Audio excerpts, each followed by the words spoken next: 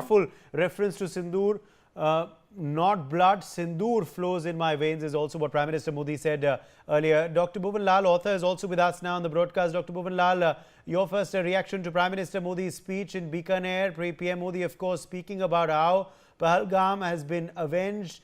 22 April is when it happened. 22 minutes is all it took for the security forces. Free hand was given to them. Today also is 22, but 22 May, 1 month since.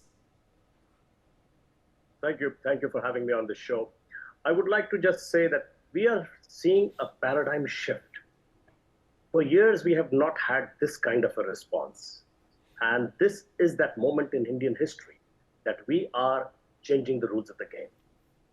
We are blurring the line between conventional and unconventional conflict and creating a strategic ambiguity. This will keep our adversaries uncertain about India's response threshold in the future. Our adversaries have had an embarrassing defeat in 1971.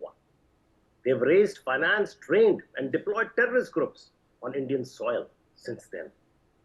And they use this to offset the disadvantage through unconventional means. India has severely constrained the freedom of terrorist groups across the border to carry out these attacks after this Operation Sindoor. We are in a totally different strategic arena now. It is India's strategy of deterrence by punishment. And our Prime Minister has taken a hard stand. It's a very welcome stand. It was long overdue. Absolutely. What we're also seeing, Dr. Bhuvan Lall, is, as we speak, multi-party delegations, of course, being sent overseas. Some will be arriving in Europe, where you are currently as well, very, very shortly. How do you view this, diplomatic outreach by the government?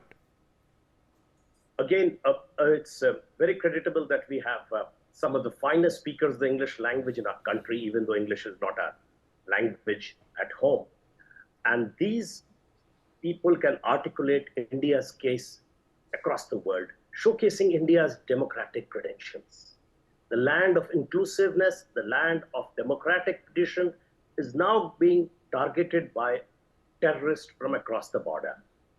We have used that before also, by the way. In 1971, Jayaprakash Narayan was sent off to Washington in August to deal with Kissinger and Nixon. We had also sent off Dr. Karan Singh, and several other ministers to other nations to present India's case before the 71 war started. In today's world, more than ever before, it's a war of words. And in a world where war of words matter more than war of missiles and other weapons, we need to use our entire gamut of not only diplomatic play, but also unleash the greatest strength this country has, our soft power.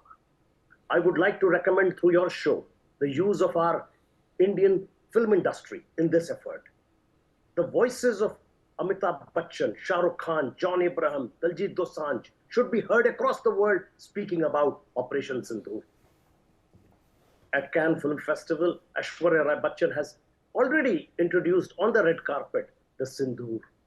And this is a soft way of telling the world, this is where we come from. This is where our tradition is. This is the nation where we belong to.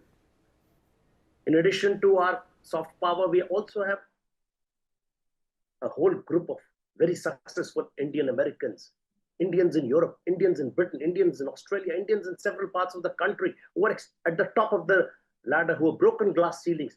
They should also come up and speak about us.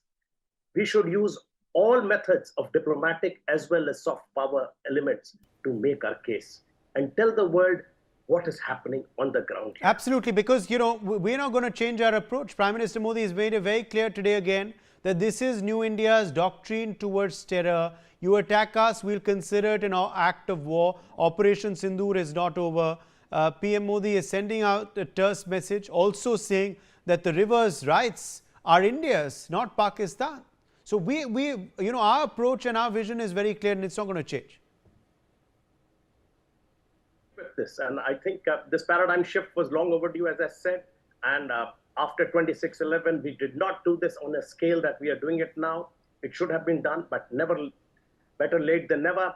And now is the time also to get into the United Nations Security Council there should be a single point agenda as far as United Nations is concerned. India should be a member of the United States Security Council. It is a no-brainer. It is something that is absolutely must be done.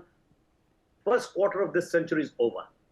When will we do it? If United Nations has to have any bearing, any value, and the Security Council has to have any effort to be able to stem terror and war on earth, the voice of India must be heard. We are among the most ancient nations in the world. We've existed beyond the, even before the ancient civilizations of China, Greece, and Egypt.